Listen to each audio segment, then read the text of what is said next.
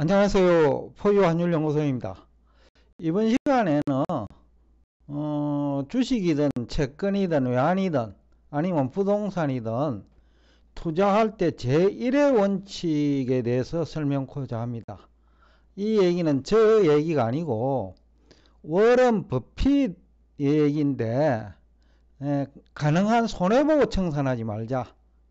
굉장히 중요한 얘기죠. 손해보고 청산하면 일단 원본이 훼손되죠. 그러니까 손해보고 청산하지 말자라는 거죠. 문제는 이제 손해를 보지 않으려면 어떻게 해야 되느냐가 제일 중요하죠. 매수든 아니면 인버스 투자든 아니면 공매도든 어떻게 하든지 선택을 이제 잘해야 되겠죠. 개별 종목인 것 같으면 종목 선택을 잘해야 되고 신중해야 된다는 얘기죠. 그리고 지수인 것 같으면 또 타이밍 선택 잘해야 되고 워런 버핏 같은 경우에는 일단 매수하면 3년 이상 홀딩해요. 그러니까 그 중간에는 손해보는 경우가 워런 버핏도 빈번하게 발생하죠. 2021년 9월에서 11월만 하더라도 워런 버핏 투자 손실, 즉 평가 손실이 8조 달러 정도 되고 그렇거든요. 그러니까 이제 그때 평가 손실했지만은 버틴다는 우리들 얘기는 존버인데, 근데 이제 종목을 선정도 잘해야 되지만은 부도날 수도 있거든요. 또 경쟁이 심한 기업은 5년, 10년 기다려도 매수 가격에 도달하지 않을 수도 있다는 거죠. 그렇기 때문에 종목이든 인버스 투자든 공매도든 신중해야 된다. 타이밍 선택 신중해, 종목 선택 신중해야 된다. 그리고 난 다음에 물리면 버티면 되죠. 그 다음에 또 하나는 가격이 이제 상승 초기나 아니면 하락 초기인 것 같으면 일단 매수 또는 매도하고 나면 실패 확률이 일반적으로 낮죠. 그러나 그런 시기는 1년에 한두 번밖에 없다라는 거죠. 2020년만 하더라도 대세 상승 국면이죠. 2021년 말 연말까지 약 한 2년간. 그런데 불과 한 4개월 5개월밖에 없죠.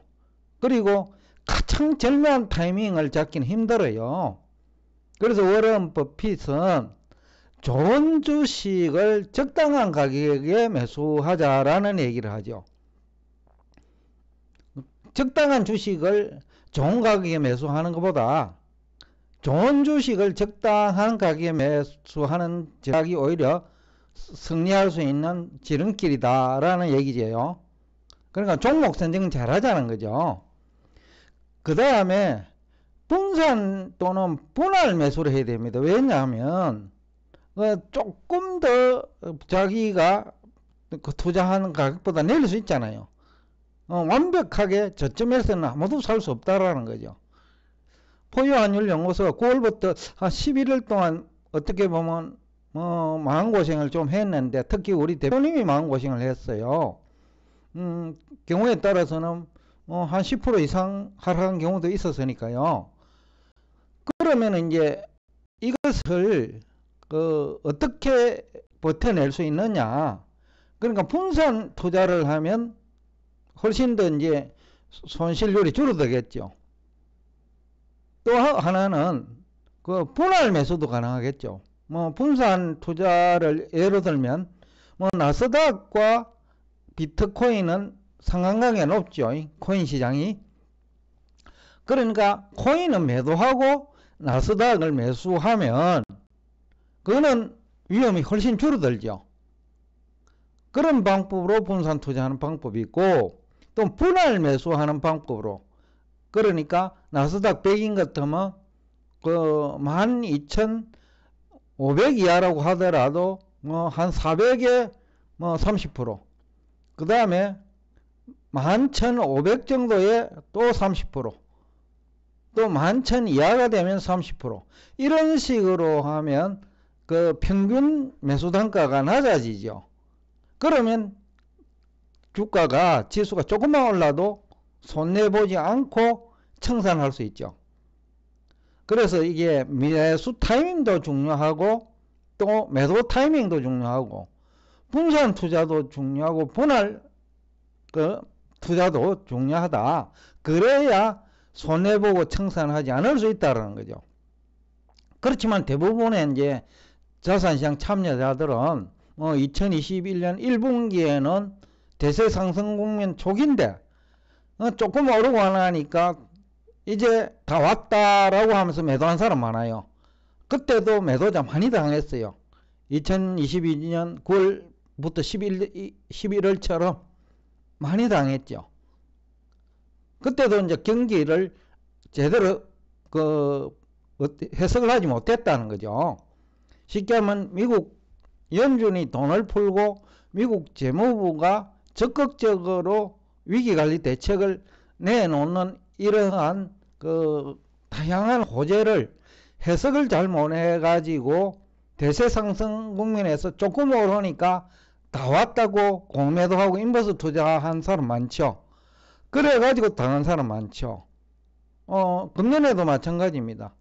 연초에는 뭐 지금이라도 늦지 않았다 라고 얘기하면서 매수한 사람 많죠. 대부분 이분들이 차트 분석에 기초한 뭐 추격 매수 또는 추격 매도 하는 사람이죠. 예를 한 두 가지로 들 수 있는데, 매수 실패는 2022년 초 테슬라 주당 1200불 이상에서 매수했죠. 1000불까지 뭐 지금이라도 늦지 않았다. 테슬라가 엄청난 기업인 것처럼 얘기를 했죠. 포유환율연구소가 경쟁업체가 쉽게 등장할 수 있는 분야이기 때문에 조심해야 된다라고 하면서 공매도를 냈죠. 엔비디아도 회사는 좋지만은 주가가 너무 높다. 그러면서 매도 의견을 냈죠. 그 다음에 나스닥 지수 1500선 이상에서 매수한 사람들 지금 많이 실패 봤죠. 1200 이하에서 매수자도 한동안 한 3개월 동안 고생했는데 1500선 이상에서 매수한 사람은 경우에 따라서는 1년간 고생해야 될지도 모르겠죠. 여하튼 이런 타이밍도 중요하고 분산 투자도 중요하고 또 위험 관리, 나스닥 같은 경우에는 금리에 또 민감하니까 또 다른 금리에 무관한 또 인플레 수혜기업에 분산 투자하는 방법으로 위험을 분산하는 전략도 필요하다. 그 다음에 매도 실패 사례, 금년 9월부터 11월 주가지수 저점이죠. 원래 저점이라고 제가 10월 한 15일경 됐는지 정확하게 기억이 안 나는데 나스닥 100 기준으로 1500이 무너지는 날 금년 중에는 이 지수가 저점이라고 하면서 적극적으로 매수 제한을 했죠. 그러니까 이제 그런 시점에 또 공포 분위기를 조성하는 사람이 있죠. 우리 포유환율연구소 방송 채널 댓글에도 곧 날짜, 그러니까 1500 정도 저점에서 지금이라도 매도하여라 라는 얘기를 그 댓글들을 제가 한 2개 발견을 했거든요. 그런 사람들은 이제 상당히 힘들 수 있죠. 왜냐하면 4분기 성장률 플러스 나오고 또 요 근래 그러니까 9월부터 11월까지 매수를 한 성자지요. 성자들이 점진적으로 주가 상승을 유도하는 이유가 손해보지 않고 청산하지 말자는, 즉 손해보고 청산하지 말자는 워런 버핏의 투자 철학하고 관련되어 있거든요. 그렇게 하기 위해서는 어떻게 해야 될 것 같아요? 12월 그러니까 4분기 성장률 플러스 성장률이 스프라이즈죠. 그 다음에 내년 1월 플러스가 나와야, 그래야 다수가 수혜자가 되거든요. 그리고 피해자가 작아지고, 그러면 내년 1분기 소비가 가능해지죠.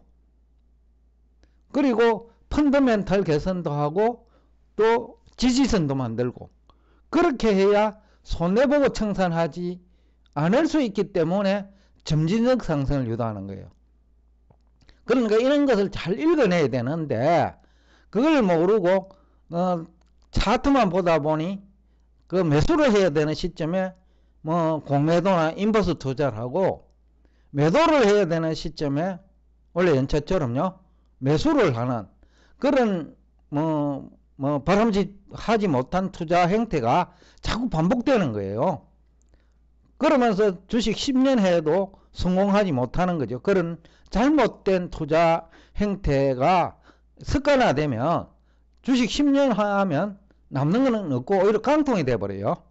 그거는 부동산도 마찬가지고 외환도 마찬가지예요.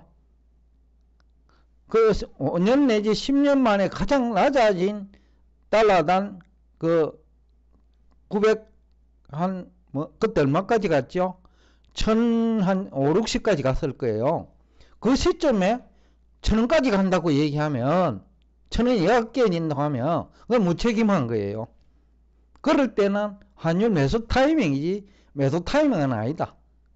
진정한 전문가라면 그때 1000원이 무너진다라는 얘기를 하지 말아야죠. 그런 얘기를 하고자 하면 최소한도로 그러나 지금 매도해서는 안 됩니다 라는 얘기를 붙여줘야 된다는 거예요.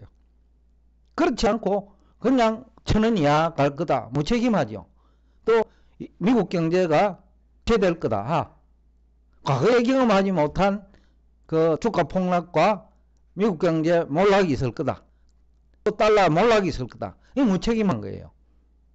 예?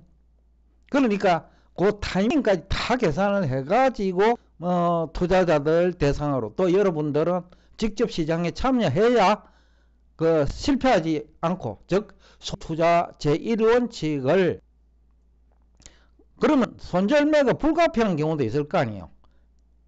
왜냐하면 종목 선택에 신중을 했는데도 그것이 천재지변이 있을 수 있고 전쟁도 있을 수 있고 그죠? 그 다음에 새로운 기술이 발달되면서 경쟁력을 잃을 수도 있고 또 주가가 너무 거품일 때 들어갈 수도 있고 그러니까 판단 잘못한 거죠.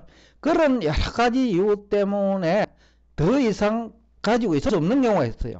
그러니까 해당 종목이 부도리가 있을 때 그 경우에는 손해보고라도 청산해야죠. 그 다음에 전쟁이나 자연재해가 확실시 될 때 이때도 청산해야 되죠. 원래도 우크라이나 러시아 전쟁이 남한나라 전쟁이지만은 피해는 있으니까 그때 청산한 전략도 괜찮죠. 그러니까 그런 예기치 못한 경제 환경 즉 정시 환경 변화가 있을 때는 가지고 있는 것보다 청산하는 게 유리할 수 있어요. 또 부가적으로 20% 이상 하락우려가 있을 때 적으로 저점이 고점 대비 4% 하락이라면 20% 정도 이상 하락할 우려가 있을 때 추가로 그런 어떻게 해야 될까요? 20% 이상 하락한 시점에 들어가야죠. 그래야 이걸 버텨낸다는 거죠. 그러면 문제가 되거든요. 더군다나 지수는 그렇다는 거죠. 종목은 얼마든지 추가적으로 20% 이상 하락을 가능하거든. 예를 들어서 50% 하락 주식도 추가적으로 20% 하락하면 70%인데 실도 고점 대비 80% 90% 하락한 종목이 비일비재하거든요. 그러니까 그런 경우에는 손절매가 불가피하지 않느냐라는 우리가 분석이 가능하죠. 그 다음에 기술주 계통에 이런 게 많은데 경쟁력이 완전히 상실하거나 너무 지나치게 경쟁이 치열한 분야 전기차도 하나 예가 되겠고 2차전지도 시간이 가면 그럴 가능성이 높다고 봐요. 그러니까 그런 종목은 상당히 투자 시점 또 가격 그걸 완전히 신중하게 검토를 한 이후에 투자 여부를 결정해야 투자하더라도 손해보고 청산하지 말자는 투자의 제1원칙을 지킬 수 있다 라는 얘기를 하면서 오늘 여러분과 대화를 여기서 끝내겠습니다. 오늘도 끝까지 경청해 주셔서 대단히 감사합니다.